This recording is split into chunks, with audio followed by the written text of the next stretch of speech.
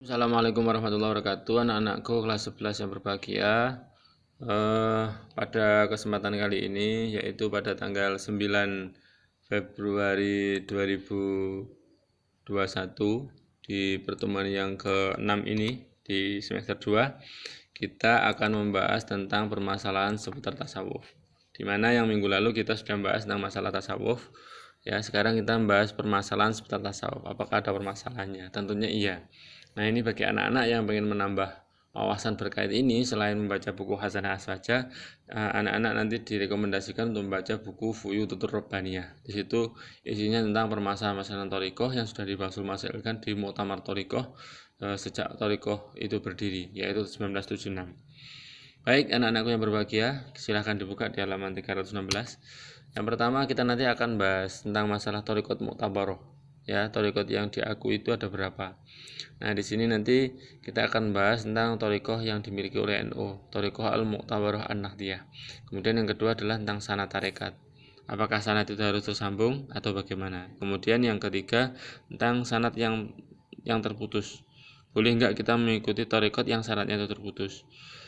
Jawabannya nggak boleh, nanti penjelasannya nanti. Kemudian yang keempat adalah ijazah dzikir lewat mimpi. Bolehkah kita mendapatkan ijazah dzikir lewat mimpi? Nah, ini nanti ada penjelasannya di slide berikutnya. Nah, anakku yang berbahagia, satu-satu ya. Yang pertama tentang thariqat mu'tabarah nahdiyah. NU mempunyai banom yang disebut dengan jatman. Banom itu artinya badan otonom ya.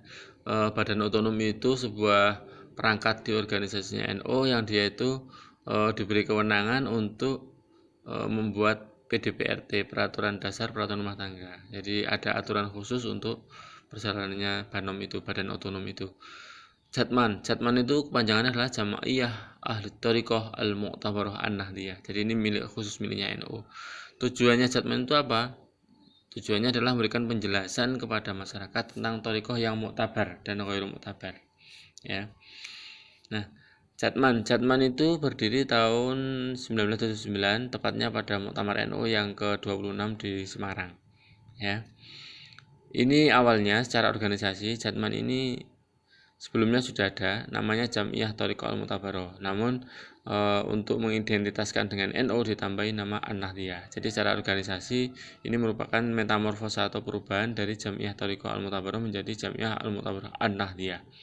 Secara amaliyah, ya thariqah ini, perilaku thariqah atau amaliyah thariqah itu sudah ada sejak zaman Rasulullah. Namun nama thariqah itu sendiri seperti Jam'iyah Ahli Thariqah itu di zaman itu belum ada di zaman Rasulullah. Namun perilakunya sudah ada. Thariqah yang muktabar itu ada 46 ya, bisa dilihat di halaman 317. Kemudian yang berikutnya adalah tentang kemuktabaran thariqah. Tentang penilaian muktabar atau tidaknya thariqah itu tentunya mengalami beberapa proses ya. Yaitu diantaranya adalah ada persyaratan baik itu dari segi akidah, dari segi syaratnya, dari sanadnya apakah mutasil sampai rusul atau tidak, bagaimana cara zikirnya, bagaimana bentuk teknis suluk atau zikirnya dan sebagainya. Itu tentunya ada persyaratan-persyaratan. Nah, berikutnya sanad thariqah. Bisa dibuka halaman 318. Semua thariqah yang mutabar syaratnya harus mutasil atau nyambung sampai Rasulullah SAW. Ya, contoh yang di halaman 318 itu adalah contoh sanatnya thariqahnya Syekh Mahfud At-Turmusi. Syekh Mahfud At-Turmusi itu adalah ulama Indonesia, berasal dari Termas, Pacitan sana, Jawa Timur ya. Namun beliau dipercaya menjadi imam di Masjidil Haram. Nah, ini yang berikutnya adalah sanad thariqah yang terputus. Kalau kita mengetahui ada thariqat ya, tarekat atau thariqat ini satu istilah ya, sama. Intinya sama adalah apakah kita boleh mengikutinya? Nah, jawabannya adalah kalau thariqat itu sanadnya terputus, tidak nyampe Rasulullah, maka sebaiknya tidak diikuti. Ya, cari aja yang sanadnya mutasil dengan Rasulullah. Ada banyak, itu ada 46 yang Al-Mu'tabaru An-Nahdiyah ya. Kalau ketuanya saat ini itu dari Pekalongan, Habib Lutfi. Berikutnya adalah tentang ijazah zikir lewat mimpi. Gimana ini, apakah boleh kita mengikuti atau tidak? Nah, penjelasan di halaman 322 menyebutkan ilmu hanya bisa didapat melalui jalan talqin atau dituntun, dan yang kedua adalah belajar melalui guru yang sudah mendapatkan ijazah yang sah. Ini untuk bab thariqah ini harus punya guru, nggak boleh belajar sendiri otodidak, itu nggak boleh, harus punya guru untuk thariqah ya. Karena ini kaitannya tentang masalah hati. Yang berikutnya adalah mursyid yang sempurna. Nah, di thariqah itu yang membimbing amaliyah thariqah namanya mursyid. Mursyid itu kalau menurut halaman 322 324 buah sana ini, menjadi mursyid itu tidak asal-asalan. Dia harus melalui beberapa proses. Ya. Jadi harus mengikuti khususiyah amaliyah yang khusus, zikirnya ditentukan jumlahnya, waktunya ditentukan, yang rutin sekian jumlahnya dan sebagainya.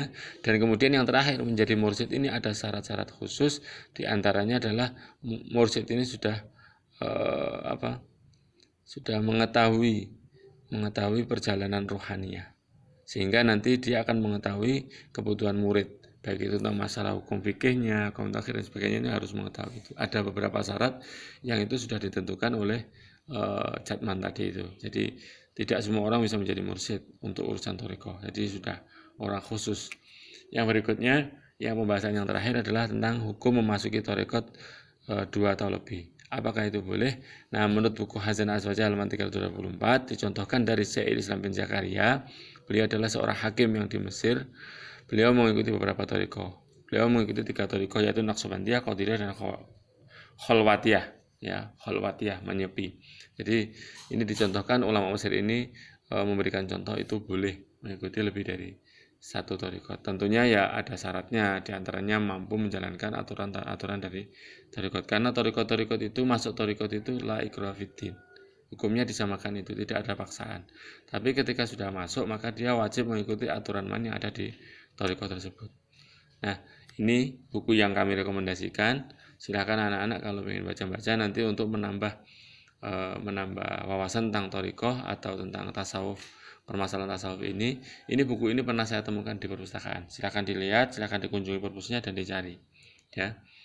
Jadi di sana judul bukunya adalah Thariqah Fuyudatur Rabbaniyah. Ya, di sana nanti di dalamnya juga ada pembahasan tentang Thariqah Al-Mu'tabar An-Nahdiyah.